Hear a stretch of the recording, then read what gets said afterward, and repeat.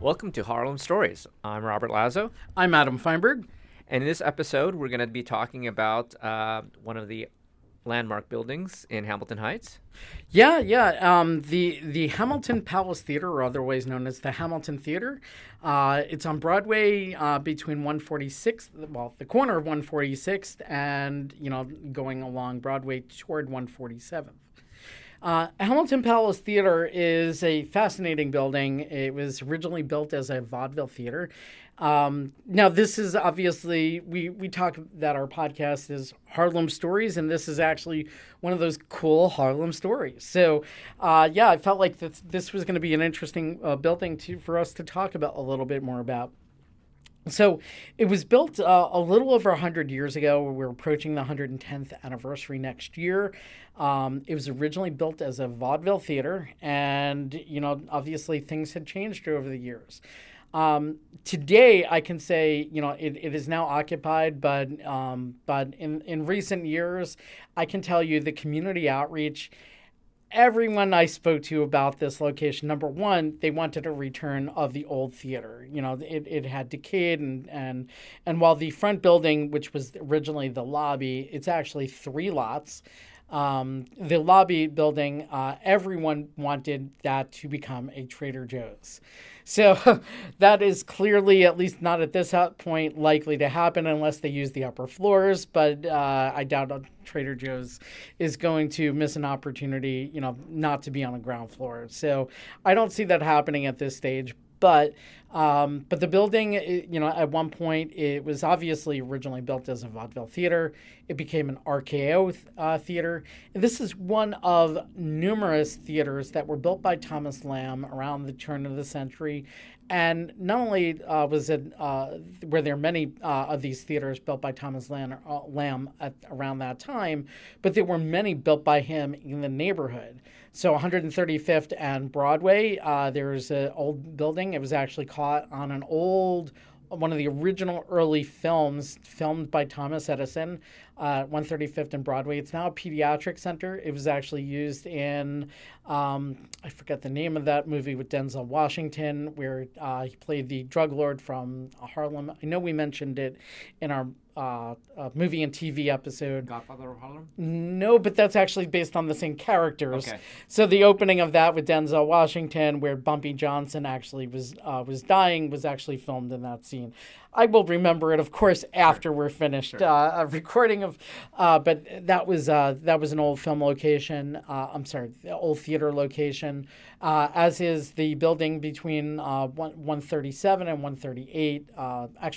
Between 138 and 139 along Broadway. There's a McDonald's over there, and that was also.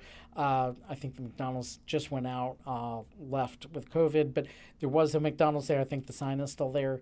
But that was an old theater location. There was the Bunny Theater, which is next to the Columbia new building that Columbia just built on 148th. I think there's going to be a Gin Ramen next door to that.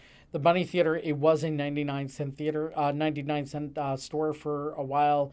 It's now since been closed. But there's also a couple along Amsterdam and in the upper 140s, low 150s as well. So there were all these old theaters that were, obviously that was kind of a big thing, around, the turn of the century to the 1920s in the neighborhood. All these buildings, none of them are theaters anymore. They've all been converted into other use spaces. Most frequently, churches have been the most common use of them. But yeah, certainly retail as well. What made this interesting is like the theater space has remained. It's been filmed a couple times. You'll often see it as being in like some crime show because it's all dilapidated in the interior. But it's been really interesting. It's been used as like anything from warehouse space, movie filming. There was actually part of Fashion Week one year, actually I think 2 years. Fashion Week, people wound up using that space as like the stage as a part of their runway. They built out the runway, of course. So you saw them as interesting use cases. There is currently a community community space being proposed for the rebuilding of it. Right now, there's two proposals to kind of fix it up. And let's move backward for just a moment and discuss the actual spaces themselves. So there's two buildings right now that exist over here. There's the front building, the lobby, that's actually the corner of 146th and Broadway, and behind it along 146th is the actual theater building. At some point they were connected. There is no connection between the buildings right now. I think if they were to refurbish or restore some of it, they'd have to restore like some sort of walkway between the two buildings, interior walkway between the two buildings, but right now none exists. But what makes it interesting, there was also a third lot, and it's currently vacant. One of the rare vacant lots still remaining in Hamilton Heights on 147th, right off of Broadway. And believe it or not, nothing has ever been built on that lot, primarily because when they built that theater over there, it was the original fire code. They didn't have the same kind of fire safety standards as today. So that was basically where, if you were in a fire, that was the escape route. It was to go to that vacant lot.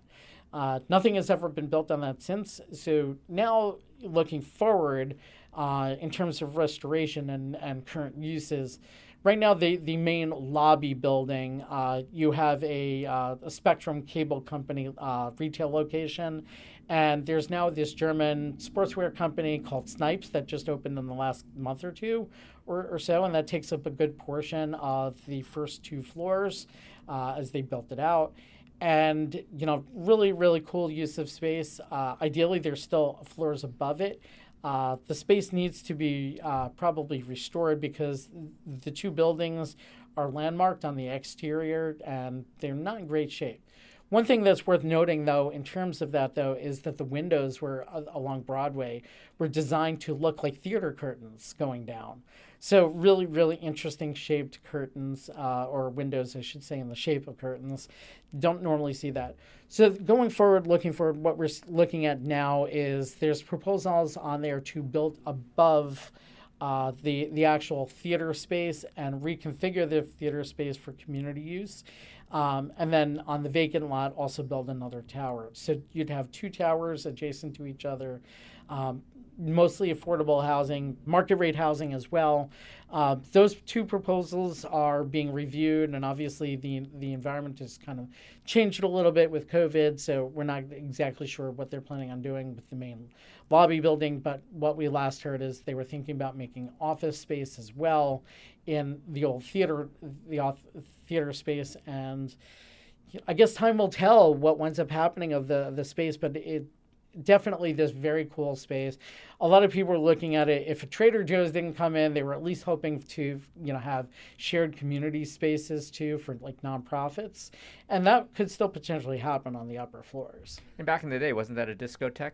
Yeah, at some point it was actually a disco. So at the theater space at some point it was originally a vaudeville theater, then an RKO theater, then it became a church, a disco, and then finally like multi-purpose use, like open space, warehouse, filming, etc. So yeah, it's got a really interesting history, to back that. But yeah, very, very, very cool, unique space. And sounds like it's still constantly evolving, so we'll see what comes up next. Absolutely. Looking forward to seeing that next generation of use for that building. Great. Well, thank you for joining us at Harlem Stories. I'm Robert Lazo. I'm Adam Feinberg. And we'll see you next time.